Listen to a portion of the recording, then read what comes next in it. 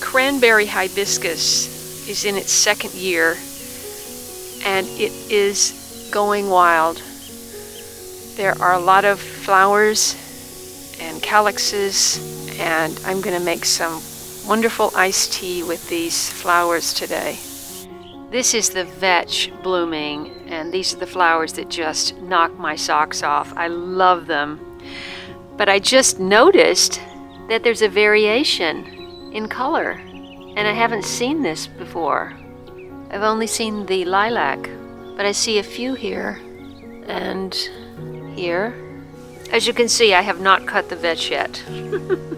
So this is what I call a twin, and I did pollinate this one. The flower of this one was not open, so I didn't pollinate that one. And now you see, I don't think this can amount to much at this point. I just spent about an hour and a half, 2 hours in the garden, working in the front, working on the tomatoes, and I thought, let me just take a quick look at the peppers.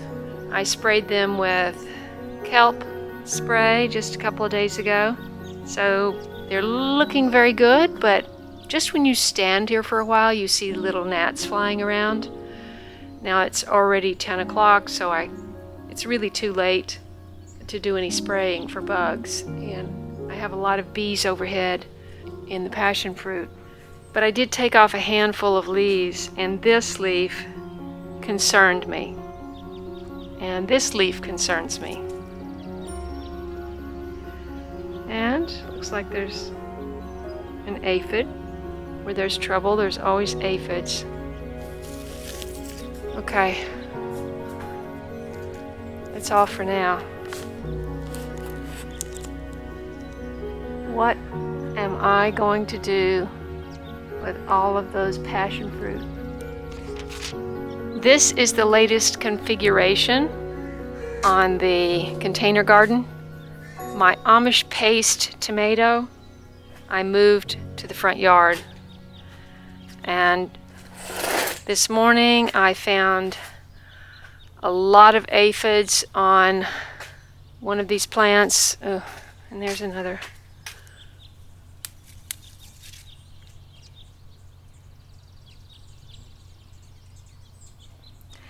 I went through and I took off leaves and I sprayed. Oh shoot. Look, every time you look, there's something. But the squash is taken off, and I do have tomatoes. I still don't know what this is, but it may just be a 4 o'clock. Well, all of these were sprayed this morning with a product called Green Cure, which is basically baking soda, a little bit of dishwashing soap, plant-based, to help with the aphids. I just spent about an hour on this parkway section, watering my flowers, cleaning up the tomatoes, and look at this. These are the cornflowers I saw in Germany and England and had to have, and this is the Cerenth, which is stunning.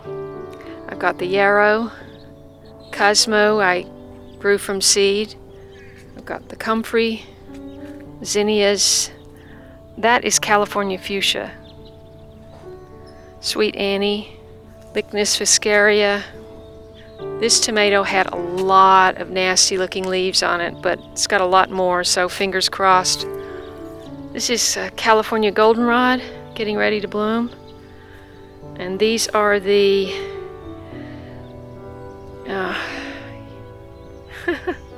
the bulbs that Dottie and I planted. What were they? Starts with an A, from the Music Man. Help me out. Zinnia, snapdragons are kind of in between, and that's it. This is my worst looking tomato. However, it has beautiful tomatoes on it. I've taken off almost every leaf,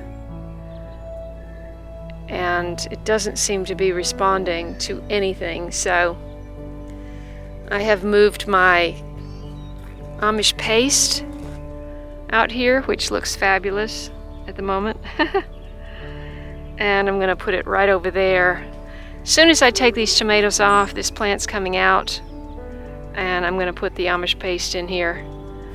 This is the red crimson clover that has sprouted from a couple of weeks ago.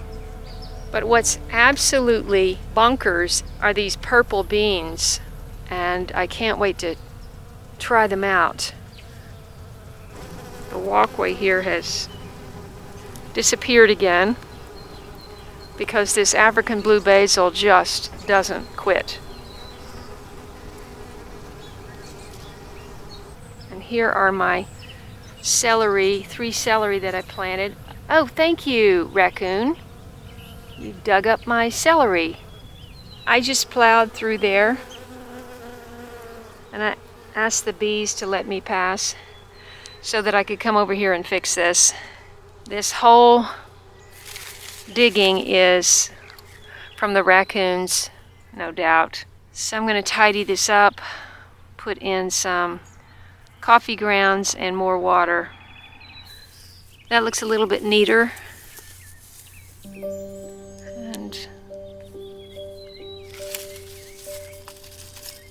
just give it some coffee. Make a little well.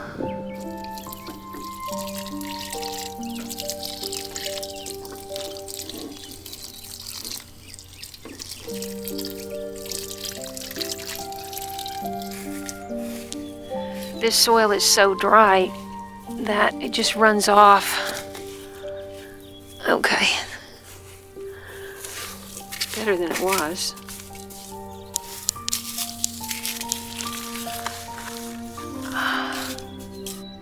Look what I just spotted coming out of the bean bed. You guessed it. Borage. Okay, here we go.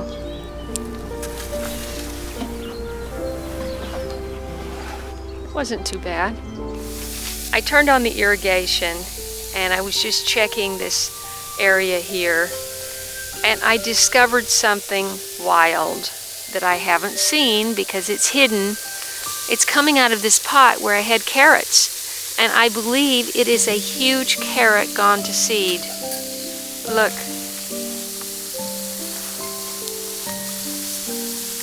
I hadn't even noticed this. And it's a whole big plant. And it's so tall, so long, I guess, because it was looking for the light. So I'm going to get a stake and stake that up.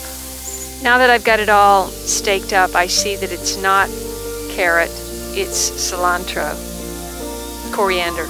This is a collection of California fuchsia, woodland strawberry, which is California native. And I also have this ground cover here, which is a California native, and it's very invasive. So it's all running together. But it's beautiful because I can't grow any vegetables here. There's not enough sun. This is a California native blueberry. It's never made any blueberries. And somebody trashed out this fence last night. Look at that. So I've got to replace that.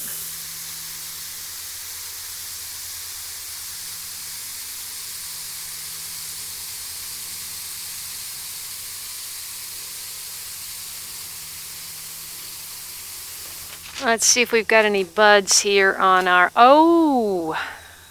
Look what the goldfinches have done. And I know this is the handiwork of goldfinches. I saw one yesterday. It flew right over to my trellis, not 10 feet away. And what do we have up here? Oh!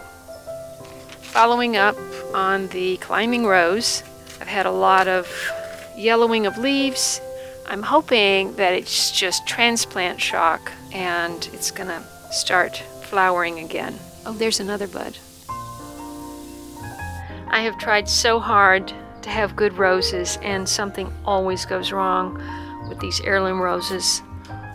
This is typical.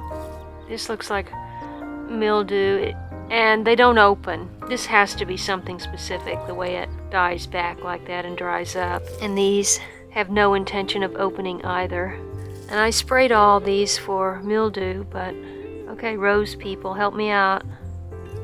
Oh gosh, look at this. Oh, that's really bad. In fact, I haven't really had one good one yet. This one almost made it.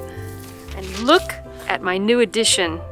My friend Hazel picked this up in Ventura County today. This is French lavender, and I just can't wait to find a place for this. And I can't wait to dry these flowers and use it in my balm. Okay, here's your little mini tour of my garden Saturday, June 16th.